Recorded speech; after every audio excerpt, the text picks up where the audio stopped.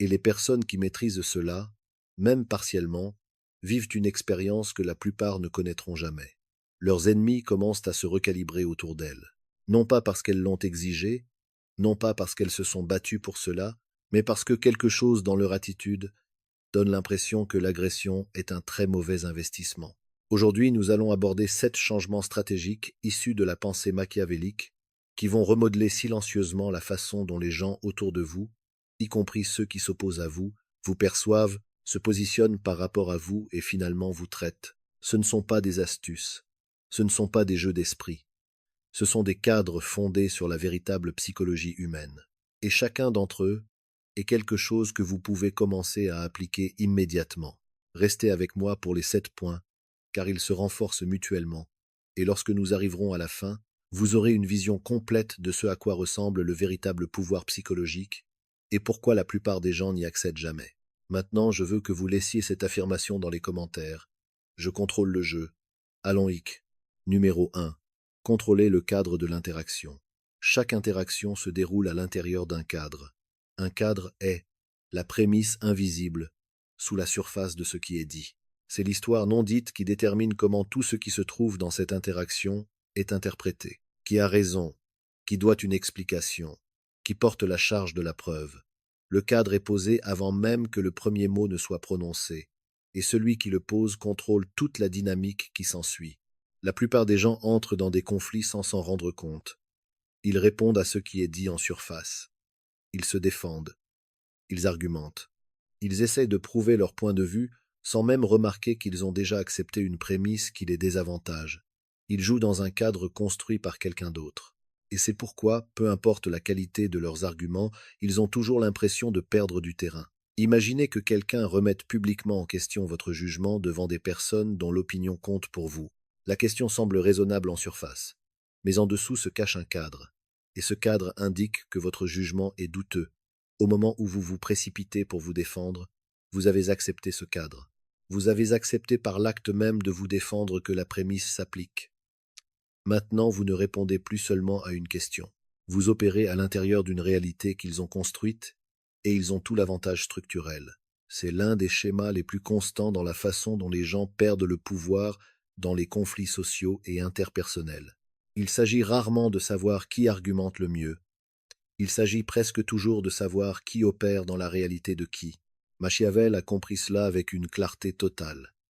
Il a écrit qu'un leader stratégiquement conscient ne permet jamais à une autre personne de définir les règles de l'engagement. Car les règles de l'engagement ne sont pas neutres, elles favorisent celui qui les a établies. Dès l'instant où vous réagissez dans le récit de quelqu'un d'autre, vous avez déjà abandonné quelque chose d'important avant même d'avoir prononcé un seul mot en réponse. Arrêtez de réagir dans leur cadre. Commencez à construire et à maintenir le vôtre. Cela ne signifie pas ignorer ce qui est dit. Cela signifie répondre à partir d'une prémisse complètement différente, une prémisse que vous contrôlez. Au lieu de défendre la chose qu'ils ont remise en question, vous parlez depuis une position qui suppose que leur questionnement n'a pas le poids qu'ils espéraient. Vous redirigez, vous recadrez, vous parlez à partir d'une réalité où leur récit n'a pas l'autorité qu'ils croient avoir. Les communicateurs les plus puissants de l'histoire ont toujours fait cela instinctivement. Quand quelqu'un essayait de les enfermer dans un cadre, ils ne le choisissaient pas. Ils n'argumentaient pas à l'intérieur de celui-ci. Ils rejetaient la prémisse et la remplaçaient par une plus forte.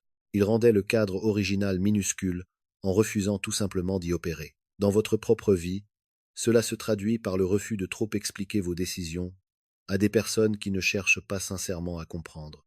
Cela se traduit par le fait de ne pas vous recroqueviller quand quelqu'un sous-entend que vous devez vous justifier. Cela se traduit par la redirection d'une conversation piégée vers un niveau supérieur plutôt que de mordre à l'hameçon. Cela se traduit par une réponse calme et confiante depuis une position d'autorité établie plutôt que depuis une position de défense.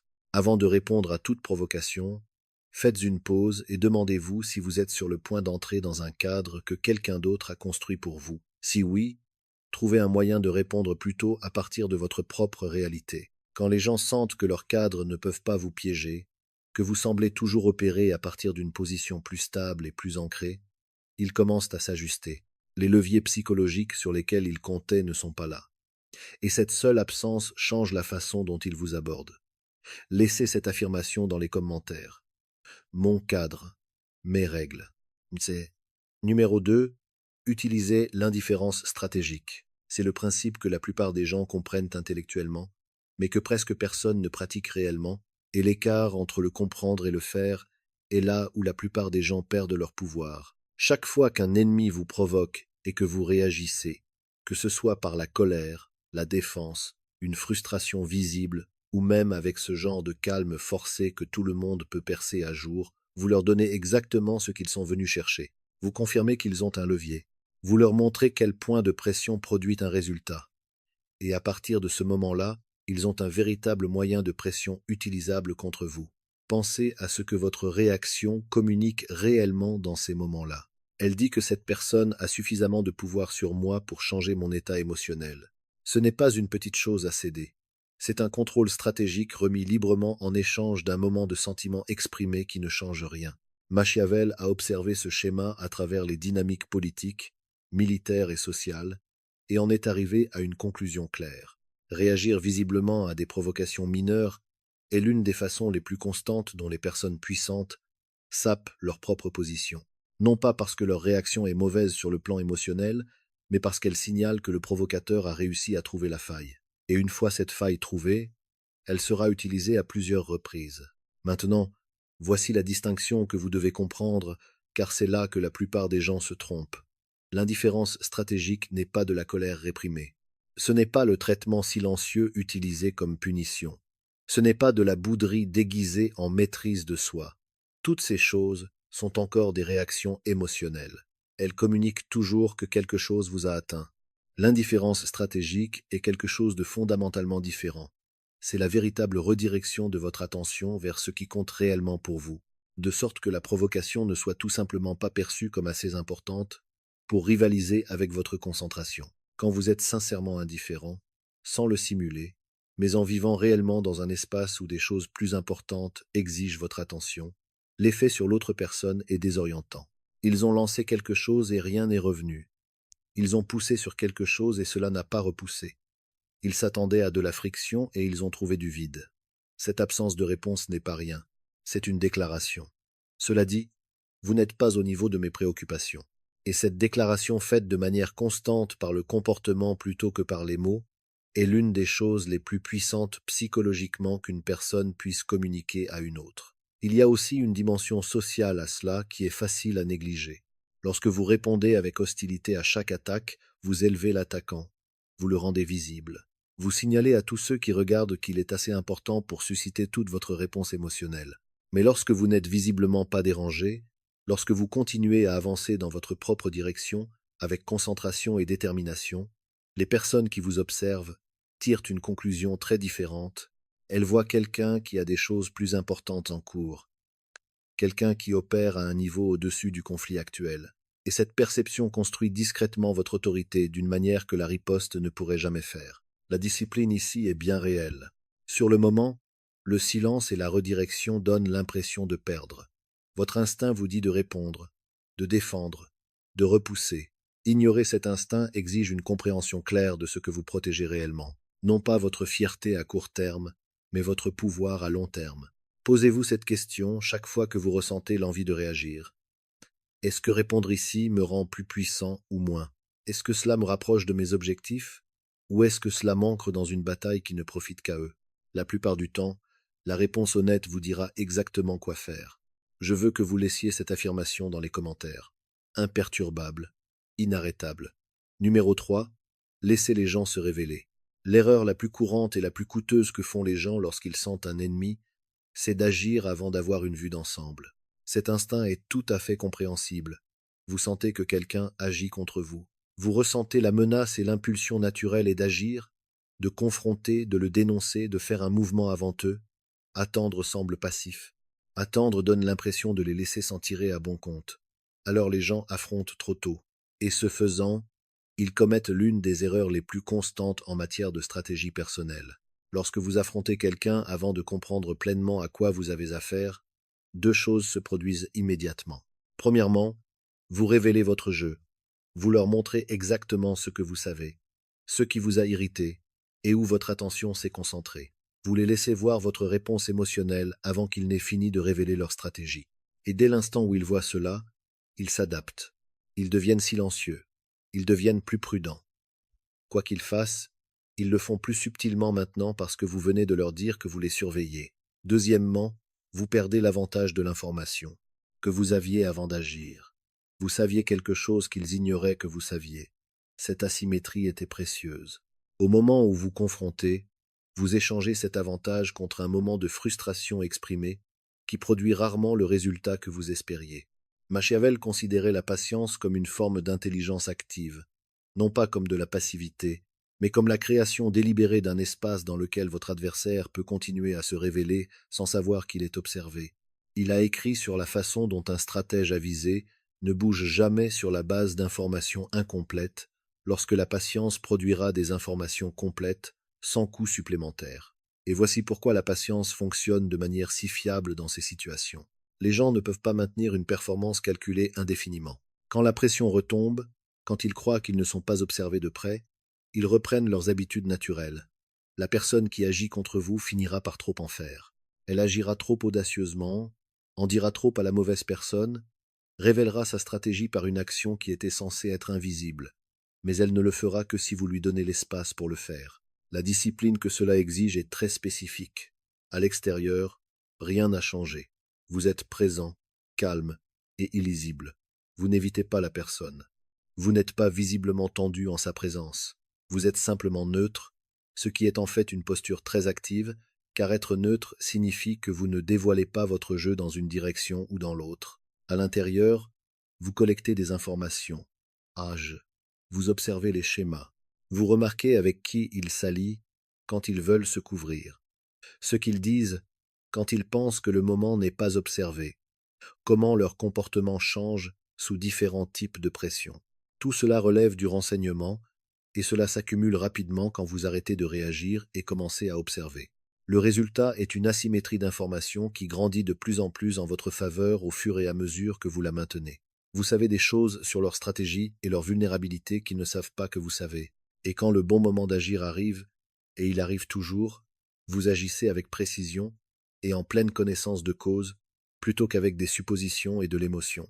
La personne qui parle moins et observe plus comprend toujours mieux la situation que la personne qui fait le plus de bruit. Laissez-les bouger, laissez-les parler, laissez-les opérer avec la confiance qu'ils n'ont pas encore été vus. Ce qu'ils font en réalité, c'est construire le dossier contre eux-mêmes. Tout ce que vous avez à faire, c'est attendre qu'il soit complet. Maintenant, je veux que vous laissiez cette affirmation dans les commentaires.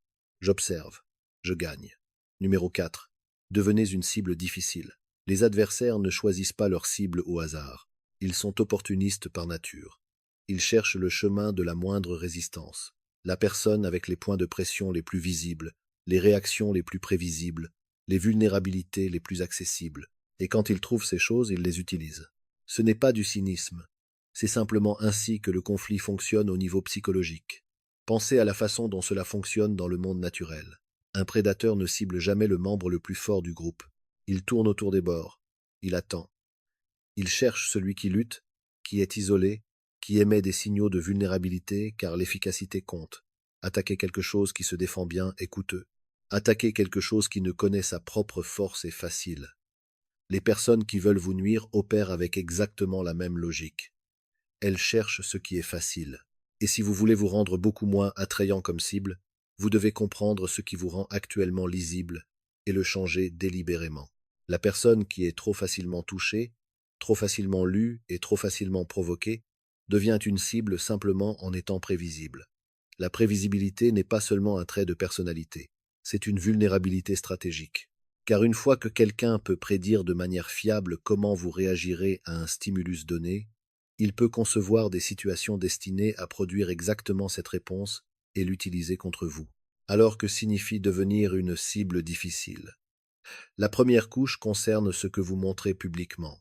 La plupart des gens sont beaucoup trop ouverts sur ce qui les dérange, ce qu'ils craignent, ce qui les rend peu sûrs d'eux et ce qui les fera immanquablement exploser. Chacune de ces révélations est une partie d'une carte indiquant comment vous atteindre.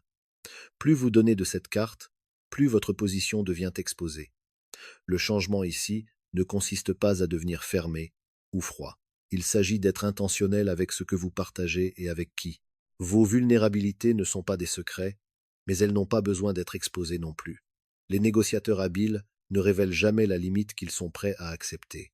Les stratèges habiles ne révèlent jamais la ligne qu'ils ne peuvent pas franchir. Vous pouvez opérer avec la même discipline, non pas en cachant qui vous êtes, mais en protégeant les points de pression spécifiques qui peuvent être utilisés comme des armes. La deuxième couche concerne vos réactions visibles.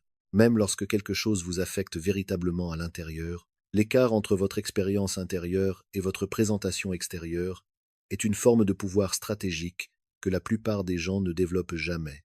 Lorsque vous pouvez ressentir une chose en privé sans la diffuser publiquement, vous supprimez l'un des outils les plus fiables qu'utilisent les adversaires, à savoir la boucle de rétroaction consistant à voir leur attaque aboutir. Lorsque quelqu'un teste une tactique sur vous et qu'il n'y a aucun résultat visible, aucune défensive, aucun éclat de colère, aucun ébranlement visible, ils se retrouvent face à l'incertitude. Ils ne savent pas si la tactique a échoué, si vous y étiez préparé, ou si vous ne pouvez tout simplement pas être atteint de cette façon, et l'incertitude est un puissant moyen de dissuasion. Cela rend le coup de continuer à pousser totalement imprévisible. La troisième couche est ce que vous projetez par votre présence. Il ne s'agit pas de jouer à être fort, il s'agit de développer une véritable stabilité interne, qui s'exprime naturellement par la façon dont vous vous tenez, le rythme auquel vous évoluez dans le monde, la qualité de votre immobilité, l'ancrage dans votre attitude. Ces choses communiquent quelque chose que les mots ne peuvent pas exprimer. Qu'il y a ici une fondation qui ne se fissurera pas facilement. Quand les adversaires sentent cette qualité, et ils la sentent, même quand ils ne peuvent pas la nommer, ils recalculent. Ils pèsent l'effort de s'en prendre à quelqu'un qui semble véritablement stable par rapport à l'option plus facile de rediriger leur énergie ailleurs. Et dans la plupart des cas, ils choisissent l'option la plus facile, non pas parce qu'ils vous respectent déjà, mais parce que vous ne valez plus la peine de faire des efforts. C'est le début de la sécurité. Et de la sécurité naît le genre de confiance qui finit par devenir le début d'un véritable respect. Laissez cette affirmation dans les commentaires. Je suis inébranlable. Numéro 5. Passer de la réaction au positionnement. La plupart des gens vivent dans une réaction permanente. Quelque chose se passe, ils répondent. Quelqu'un fait quelque chose, ils y font face. Une situation se développe, ils la gèrent sur le moment. Ils ont toujours un coup de retard, toujours en train de rattraper, toujours à répondre à une initiative que quelqu'un d'autre a commencée. Et parce qu'ils sont toujours réactifs, ils mènent toujours les mêmes batailles, parce qu'ils ne font jamais vraiment avancer le jeu. Machiavel a abordé cela directement à travers l'une de ses observations les plus célèbres. Il a comparé les forces des circonstances à une rivière en crue.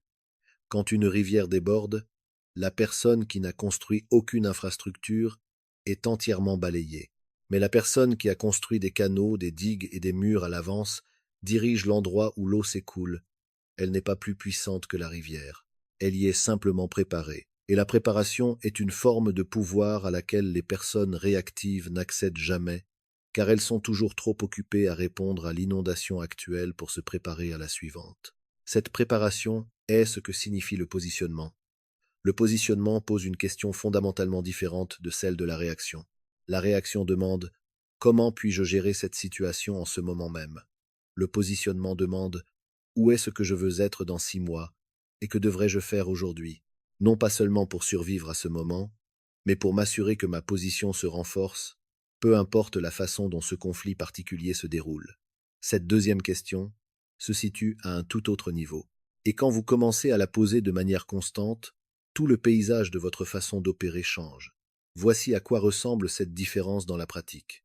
Lorsque quelqu'un travaille activement contre vous, essayant de limiter votre influence, de nuire à votre réputation ou de bloquer votre chemin, la réponse réactive est l'engagement direct, contrer chaque mouvement qu'ils font, exposer ce qu'ils font, égaler leur énergie. Ces réponses peuvent sembler satisfaisantes sur le moment. Elles peuvent même produire des victoires à court terme. Mais elles ne changent pas votre position.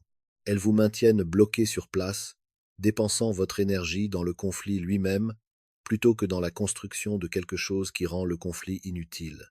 La réponse par le positionnement est différente à la base.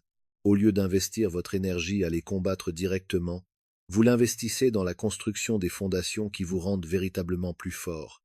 Indépendamment de ce qu'ils font, vous développez de réelles compétences et capacités qui augmente votre valeur de manière à ne pas être facilement sapé. Vous développez des relations authentiques avec les personnes qui comptent dans votre monde, basées sur une véritable confiance plutôt que sur des calculs politiques. Vous vous alignez sur des directions et des objectifs qui sont importants sur le long terme afin que votre statut croisse continuellement, peu importe qui s'oppose à vous aujourd'hui. Avec le temps, cette stratégie produit quelque chose que la lutte ne permet presque jamais d'obtenir. Une position si forte que ce que fait votre adversaire a un impact de plus en plus faible. Leurs attaques atterrissent sur une fondation devenue trop solide pour être ébranlée, et à ce stade, le conflit est effectivement terminé. Non pas parce que vous avez gagné une bataille, mais parce que vous êtes devenu trop grand pour le champ de bataille. Les joueurs réactifs gagnent des moments. Les joueurs axés sur le positionnement gagnent des campagnes.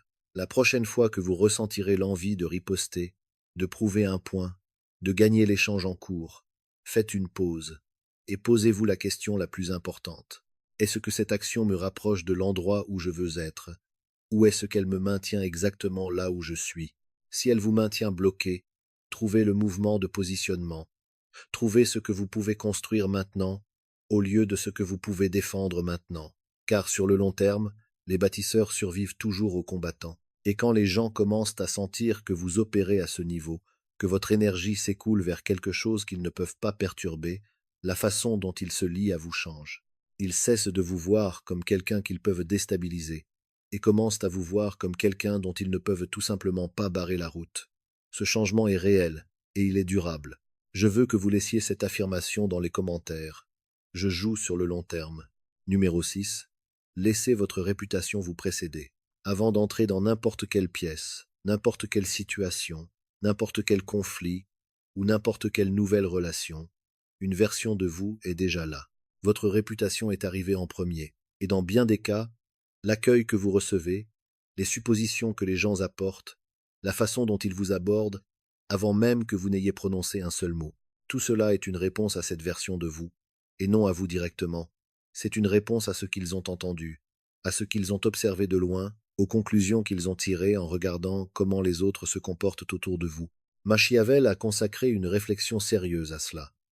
Il pensait que la réputation était l'une des sources de pouvoir les plus sous-utilisées et les plus mal comprises à la disposition de tout leader. Pas la réputation qu'une personne revendique pour elle-même.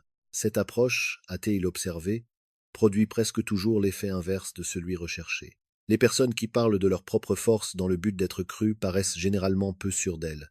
Les personnes qui font directement la promotion de leur propre réputation rendent l'effort visible, et l'effort visible sape l'impression d'autorité naturelle.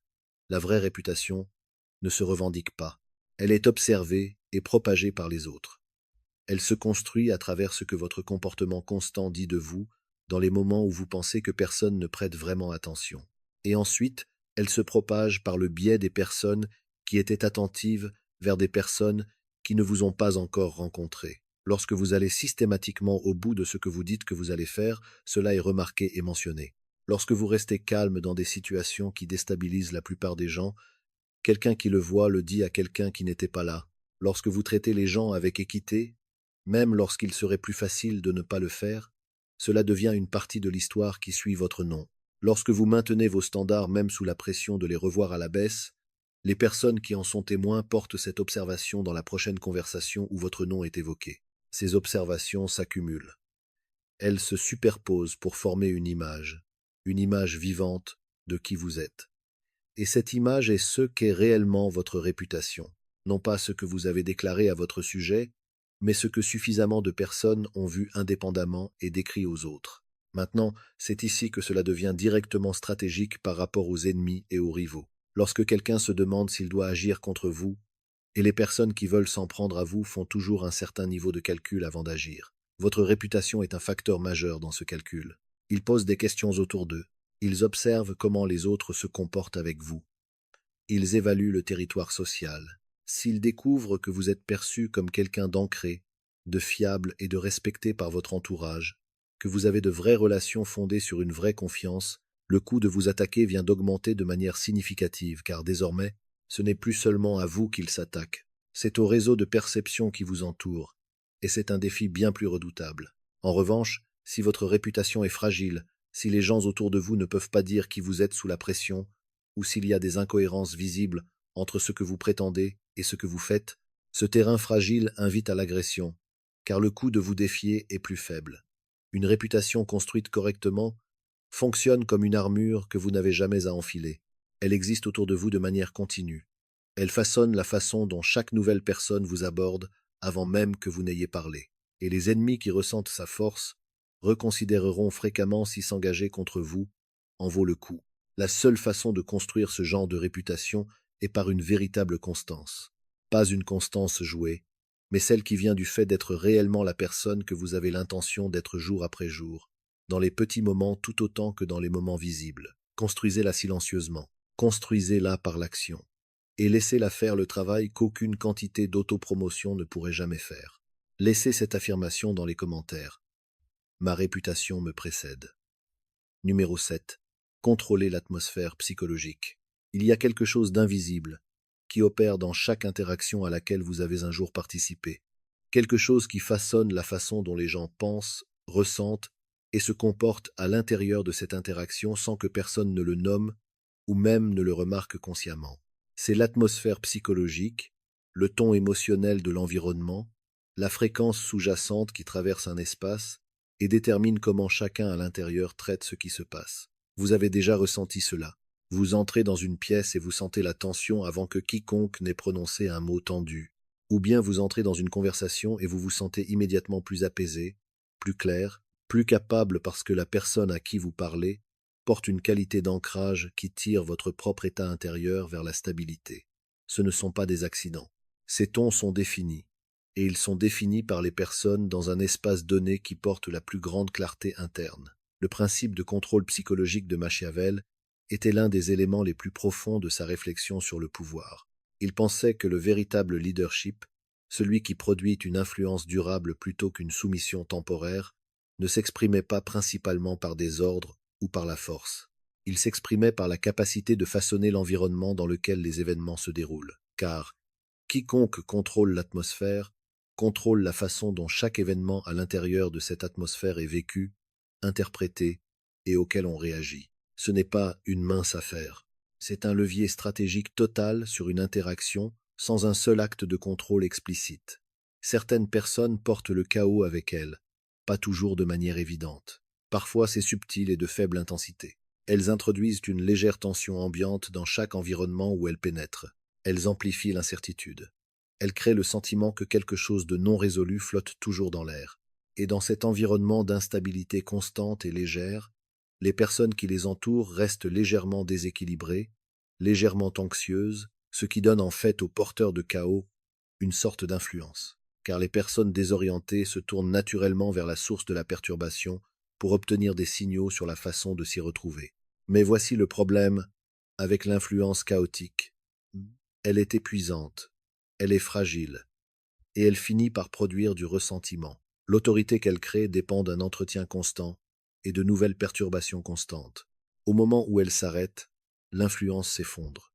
L'autorité calme est tout le contraire, et elle est infiniment plus durable.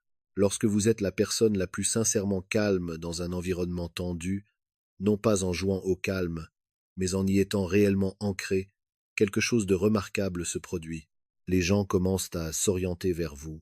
Dans toute situation impliquant du stress ou de l'incertitude, les êtres humains cherchent instinctivement des ancrages, quelque chose de stable. Lorsque vous êtes cet ancrage, lorsque votre présence communique une confiance établie et une direction claire, les gens vous attribuent inconsciemment de l'autorité, non pas parce que vous l'avez prise, mais parce que votre présence les a fait se sentir plus capables de naviguer dans ce qui se passait. Cette dynamique fonctionne directement contre quiconque veut vous déstabiliser.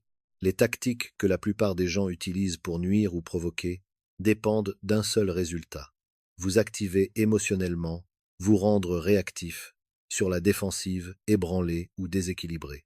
Ces tactiques sont conçues pour les personnes qui peuvent être secouées. Quand vous ne pouvez sincèrement pas être secoué, quand votre atmosphère psychologique est stable et que vous portez cette stabilité dans chaque interaction, ces tactiques ne trouvent aucune surface à laquelle s'accrocher. Elles glissent, elles se dissipent, et sans l'activation dont elles ont besoin pour fonctionner, elles échouent complètement. C'est l'une des formes d'influence les plus profondes que vous puissiez développer car elle ne nécessite absolument aucune action directe. Elle nécessite simplement d'être la personne la plus intérieurement stable de la pièce. Comment y parvenez-vous? Cela commence par votre fondation intérieure. Vous ne pouvez pas projeter un calme véritable à partir d'un lieu de véritable chaos. Quelles que soient les pratiques qui construisent votre stabilité interne, les habitudes qui vous aident à réguler votre propre état émotionnel, à clarifier vos pensées et à vous reconnecter avec votre sens profond de la direction, ce ne sont pas des luxes personnels. Ce sont des investissements stratégiques, car la stabilité qu'ils construisent en vous est ce qui rayonne vers l'extérieur, dans chaque environnement dans lequel vous entrez. À partir de là, il s'agit de présence physique, la vitesse à laquelle vous bougez, la profondeur de votre respiration, la fixité de votre regard, le caractère délibéré de votre façon de parler.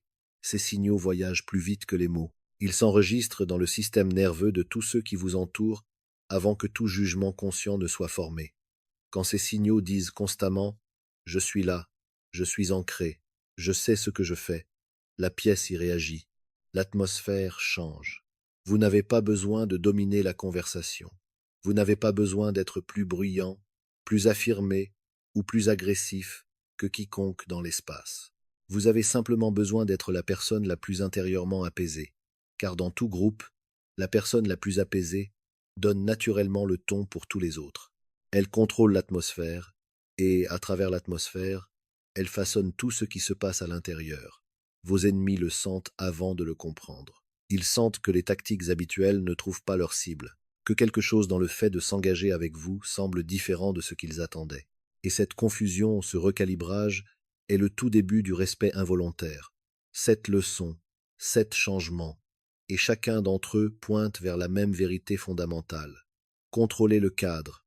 Arrêtez d'opérer à l'intérieur de récits construits par d'autres et commencez à définir votre propre réalité dans chaque interaction. Utilisez l'indifférence stratégique. Reconnaissez que la personne la plus calme, la moins dérangée de la pièce est presque toujours la plus puissante stratégiquement.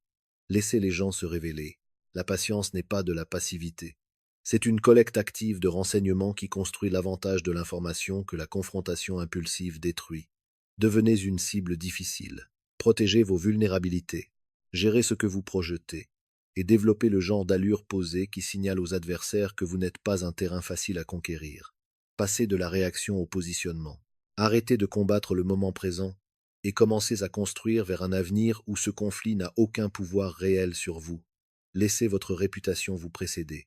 Votre protection la plus durable n'est pas ce que vous dites de vous-même, mais ce qu'un comportement constant a amené les autres à dire de vous, et contrôler l'atmosphère psychologique. Car quiconque donne le ton émotionnel d'un espace façonne chaque interaction à l'intérieur, sans avoir besoin de dire un mot sur le pouvoir. Maintenant, voici la chose la plus importante que je veux que vous reteniez de cette vidéo. Le respect vient rarement de la confrontation. Cette seule phrase contient plus de vérité pratique que ce que la plupart des gens rencontrent en des années passées à essayer de comprendre pourquoi leurs relations et leur dynamique de pouvoir ne semblent jamais s'améliorer. Les gens dépensent une énergie énorme dans la confrontation, à prouver, à se défendre, à se battre, et ils se demandent pourquoi le respect ne se solidifie jamais. C'est parce que le respect n'est pas produit par le bruit. Il est produit par ce que les gens ressentent sous le bruit. Quand les gens sentent le contrôle stratégique, quand ils sentent que vous pensez à 3 coups d'avance pendant qu'ils réagissent au présent, que vous avez une fondation à laquelle ils ne peuvent pas facilement accéder ou déstabiliser, que vous jouez à un jeu plus long et plus profond que ce qui est visible en surface. Quelque chose change dans la façon dont ils se lient à vous. Ils ne peuvent pas toujours l'expliquer, mais leur comportement le reflète. La vision la plus profonde de Machiavel sur le pouvoir ne concernait pas du tout la stratégie ou la tactique.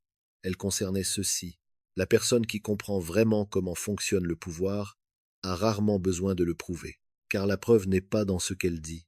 La preuve se trouve dans chaque interaction, chaque décision, chaque moment de maîtrise de soi au milieu du chaos, chaque mouvement de positionnement qui fait réaliser à l'opposition qu'elle joue contre quelqu'un qui opère à un niveau différent. La personne la plus respectée dans tout conflit est presque toujours celle qui semble jouer à un jeu plus profond, pas plus bruyant, plus profond. Commencez par l'un de ces principes, celui qui s'adresse le plus directement à ce que vous traversez en ce moment. Appliquez-le avec intention. Observez ce qui change dans le comportement des gens autour de vous. Et quand vous serez prêt, revenez et approfondissez le suivant, car il ne s'agit pas d'un changement ponctuel. C'est une façon d'évoluer dans le monde. Et les personnes qui s'y engagent pleinement, qui font de ces principes une partie de ce qu'elles sont réellement plutôt que juste quelque chose qu'elles connaissent, ces personnes n'ont plus besoin d'exiger le respect de qui que ce soit. Elles le commandent sans dire un mot. La plupart des gens passent leur vie entière à essayer de gagner le respect des mauvaises personnes de la mauvaise manière et avec la mauvaise stratégie. Et l'ironie douloureuse est que plus vous essayez désespérément, plus ce respect s'échappe rapidement. Pensez-y un instant. Vous l'avez déjà vu, vous l'avez peut-être même vécu. Vous faites plus d'efforts, vous donnez plus d'explications, vous êtes plus présent, vous donnez davantage, vous faites plus de concessions. Et la personne en face, l'ennemi, le rival, cette personne qui n'a clairement pas vos meilleurs intérêts à cœur, ne s'adoucit pas. Elle devient plus audacieuse. Elle pousse encore plus fort car ce que vous lui avez montré n'était pas de la force. Ce que vous lui avez montré, c'est une cible. Les ennemis ne respectent pas la personne qui fait le plus d'efforts pour le mériter. Ils respectent la personne qui semble en avoir le moins besoin. Ce n'est pas une simple citation de motivation. C'est un principe psychologique. Un principe que Nicolas Machiavel a documenté il y a 5 siècles, avec cette clarté froide et impitoyable qui rendait son œuvre controversée à l'époque et qui la rend toujours inconfortable aujourd'hui. Car Machiavel n'a pas écrit sur la façon dont le monde devrait fonctionner. Il a écrit sur la façon dont il fonctionne réellement. Il a écrit sur ce à quoi les gens réagissent véritablement, non pas ce à quoi ils disent réagir, mais ce qui les fait bouger au niveau comportemental. Les gens ne respectent pas la gentillesse face au conflit, non pas parce que la gentillesse est faible, mais parce que dans une dynamique de pouvoir, une douceur constante signale que l'on peut vous bousculer. Et les gens, en particulier ceux qui agissent contre vous, continueront de pousser tant que ce signal persistera. Mais voici l'autre côté de cette équation, et c'est tout aussi important. Les ennemis ne respectent pas non plus l'agressivité, pas de vrai respect durable. Lorsque vous réagissez avec colère à chaque provocation, lorsque vous ripostez bruyamment et de manière visible, ce que vous faites en réalité, c'est leur céder le contrôle. Vous prouvez qu'ils peuvent vous atteindre, qu'avec les bons mots, la bonne action, le bon point de pression, ils peuvent modifier complètement votre état émotionnel. Ce n'est pas de la domination, c'est de la dépendance. Alors que respectent réellement les gens, ils respectent l'avantage psychologique. Ils respectent la personne qui semble opérer à un niveau auquel ils ne peuvent pas totalement accéder. La personne qui reste calme quand la pièce est chaotique, qui est patiente quand tous les autres sont impulsifs, qui semble jouer à un jeu que personne d'autre ne peut voir et encore moins battre. Machiavel appelait cela le contrôle silencieux de la situation. La capacité de façonner les résultats non pas par le bruit, mais par la stratégie, non pas par la réaction, mais par le positionnement.